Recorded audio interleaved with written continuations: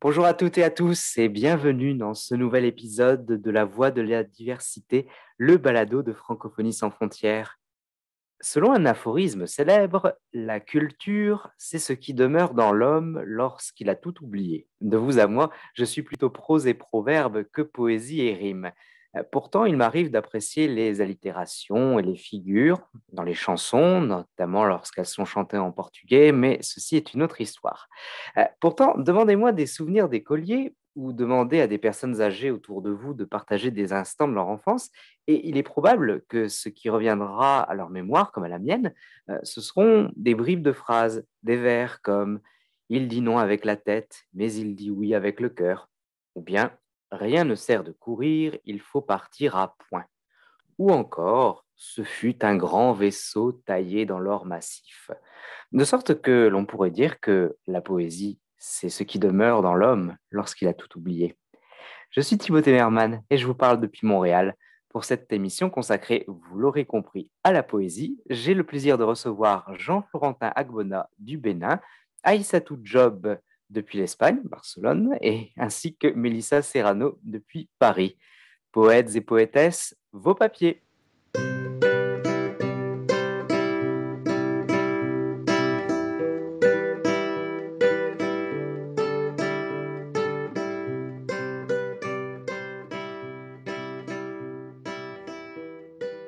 Il est le correspondant de Francophonie sans frontières au Bénin et c'est un plaisir de le retrouver à nouveau après lui avoir brièvement parlé lors de notre émission sur la francophonie, sur la journée internationale de la francophonie, devrais-je dire. Jean-Florentin Agbona, bonjour. Bonjour Thibault, bonjour à tous, à toutes. Alors, vous nous parlez depuis la capitale, le Cotonou, et le mois dernier, vous avez organisé, dans le cadre de la célébration du mois de la francophonie, des entretiens littéraires francophones sur le thème donc de la poésie francophone et de la diversité culturelle. Pouvez-vous nous en dire plus sur ce cycle d'entretiens? En quoi cela a consisté précisément, s'il vous plaît? Merci Thibault. Effectivement, j'interviens depuis Cotonou, la capitale économique du Bénin, parce que la capitale administrative, c'est bien Porto Novo. Voilà. Et donc, j'interviens depuis Cotonou. Et voilà, ça fait plaisir donc de revenir sur FSF Radio, la voix de la diversité. Voilà, donc pour Le plaisir est intervenir, partagé. voilà, une fois encore. Et vous l'avez précisé, nous avons organisé, dans le prolongement du mois de la francophonie, bien sûr, les entretiens littéraires francophones et sur une thématique qui portait effectivement sur la poésie. Et vous l'avez précisé également, le thème c'était poète francophone et diversité culturelle. Il était donc question de voir un peu en quoi est-ce que la poésie francophone permettait l'expression de cette diversité culturelle et notamment donc de voir ce que la langue française apporte donc à cette diversité. Et donc les poètes que nous avons reçus étaient répartis en tout cas dans les quatre coins donc, du monde et ils nous ont parlé un peu de leur rapport à la langue française et de comment est-ce qu'ils faisaient le lien entre les langues nationales, bien sûr, et la langue française. Très intéressant. Et pouvez-vous nous présenter les poètes et les poétesses qui étaient invités à l'occasion de ce cycle d'entretien, Jean-Florentin Gbona? Avec plaisir, bien sûr. Alors, la première que nous avons reçue, une poétesse, bien sûr, elle est de la Martinique. Elle est d'origine béninoise, mais elle vit en Martinique depuis 40 ans. Et son nom, c'est Euphrasie Talmont. Et donc, elle est une écrivaine martiniquaise, voilà, d'origine béninoise. Elle ne fait pas que de la poésie. Elle écrit des romans. Et voilà, donc, parmi, dans sa production littéraire, nous avons bien sûr deux recueils de poèmes. Voilà, et donc cet entretien a été donc conduit notamment en parlant de son dernier recueil de poèmes qui est intitulé Le soleil et la mer. Alors, après cette écrivaine martiniquaise, nous sommes entretenus avec un autre jeune poète. Et lui, il est au Togo. Voilà, donc son nom, c'est Armand Esso.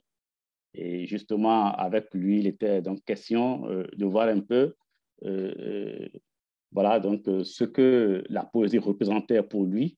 Et son ouvrage sur lequel nous avons parlé, voilà, donc c'était autour de Tremplin d'espérance, donc publié en 2020 aux éditions Soleil au Cameroun. Alors, donc, le troisième auteur avec qui nous sommes entretenus, bien sûr, était Gracien Aramenou. Il est auteur béninois.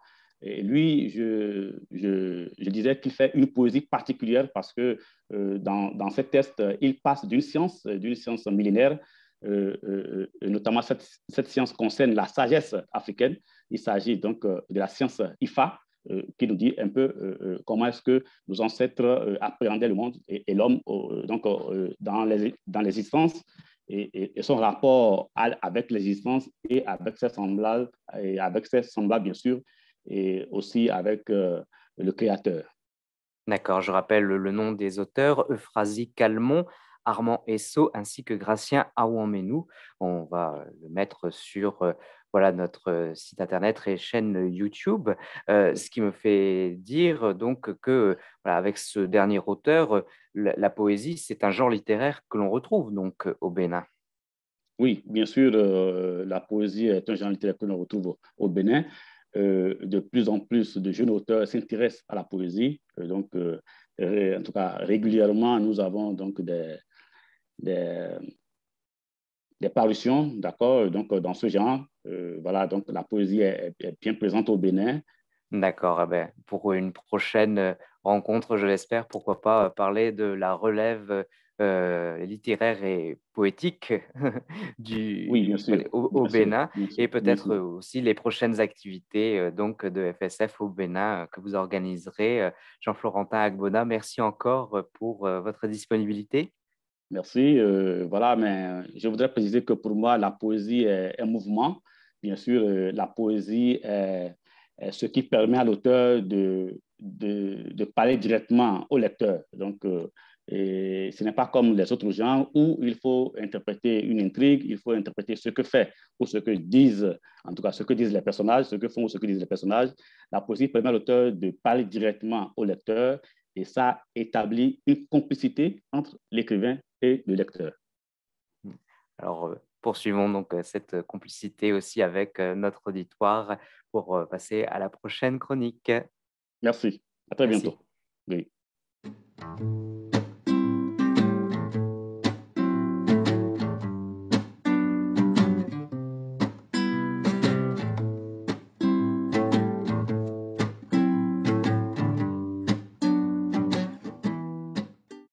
Le 23 avril dernier, les Catalans ont célébré la Saint-Jordi, qui est le patron de la Catalogne. Alors, qui de mieux pour nous parler de cette activité, de cette célébration en Catalogne que notre chroniqueuse qui se trouve à Barcelone, Aïssatou. Bonjour.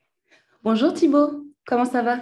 Ça va très bien, merci beaucoup Aïssatou. Je disais, Aïssatou Job présente avec nous depuis quelques émissions et vous intervenez depuis Barcelone.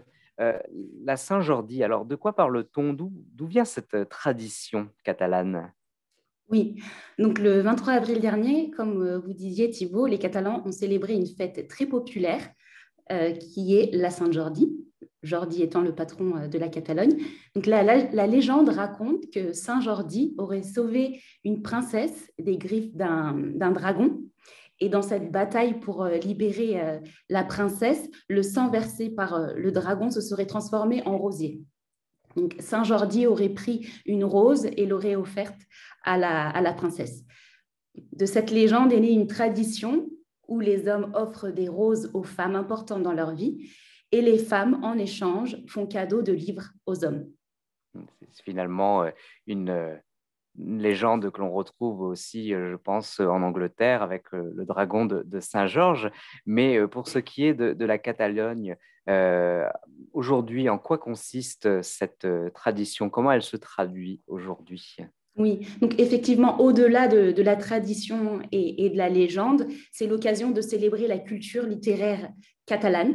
Donc les rues, surtout la Rambla, sont pleines de stands de roses et de livres. Et les auteurs en profitent pour présenter leur dernier ouvrage et organisent des séances de dédicaces.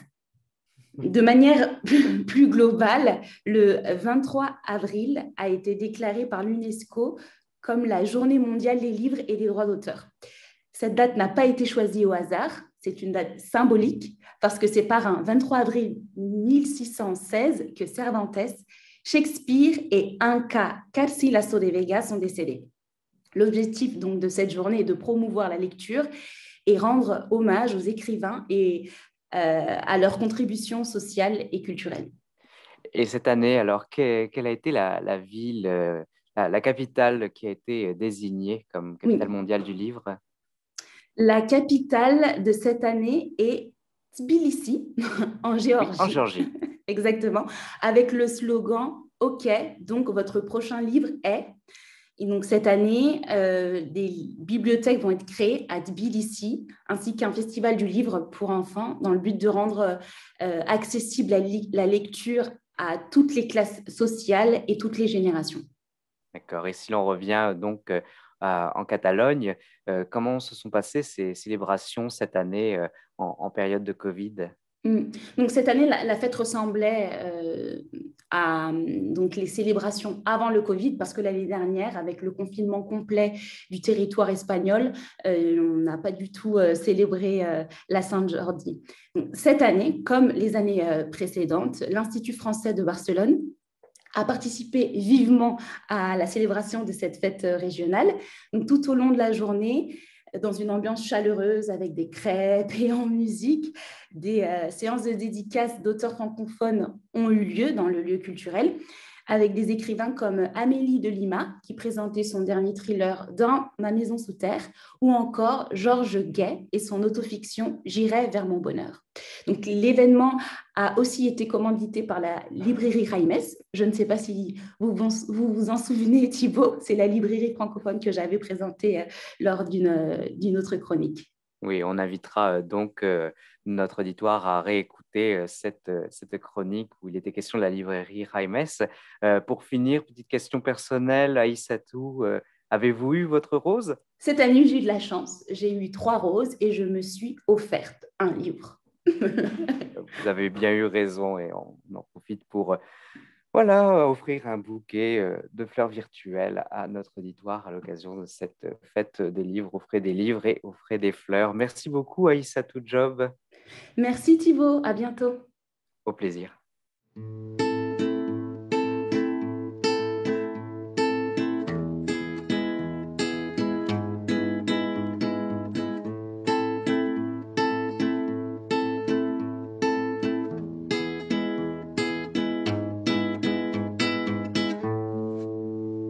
Et pour terminer cette émission consacrée à la poésie, notre chroniqueuse Mélissa Serrano a voulu nous parler d'un livre, d'une anthologie de poésie qu'elle a lue récemment, ainsi que d'une figure de la poésie québécoise. Mélissa, bonjour.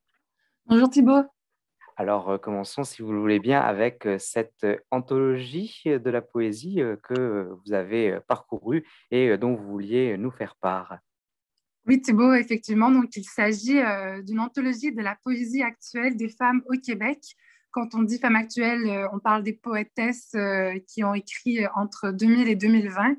Ça a été publié par Vanessa Bell et Catherine Cormier-Larose, qui sont toutes les deux des figures importantes de la scène de la poésie au Québec.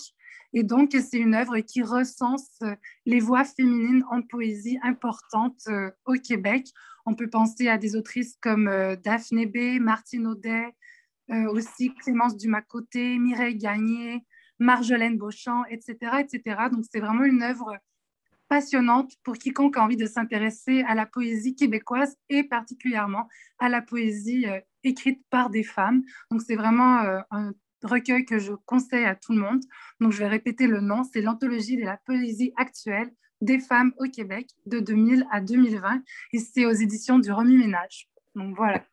Oui, pour donc ces 20 premières années du 21e siècle, ce qui donne l'occasion aussi de parler d'une grande figure, d'une poétesse québécoise qui, elle, est décédée en 2000. Et il s'agit de Anne Hébert, dont vous vouliez également nous parler, Mélissa. Tout à fait. Donc, Anne Hébert, qui est vraiment la figure peut-être phare de la poésie, une des figures phares, hein, avec aussi Gaston Miron, Roland Giguère, de la poésie québécoise au XXe siècle. Et comme aujourd'hui, on consacrait notre émission à la poésie, j'ai décidé de clore avec une lecture d'un texte d'Anne Hébert.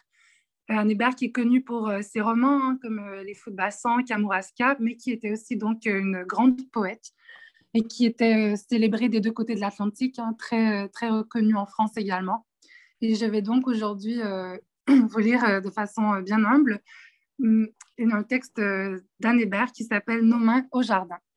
Le micro est à vous, Mélissa. Merci. Nous avons eu cette idée de planter nos mains au jardin. Branches des 10 doigts, petits arbres d'ossements, chair plate-bande. Tout le jour, nous avons attendu l'oiseau roux et les feuilles fraîches à nos ongles polis. Nul oiseau, nul printemps ne se sont pris au piège de nos mains coupées pour une seule fleur, une seule minuscule étoile de couleur, un seul vol d'aile calme pour une seule note pure répétée 3 fois. Il faudra, la saison prochaine, et nos mains fondues comme l'eau. Voilà, donc c'est un poème de 1960 d'Anne Hébert, donc, qui s'appelait Nos mains au jardin.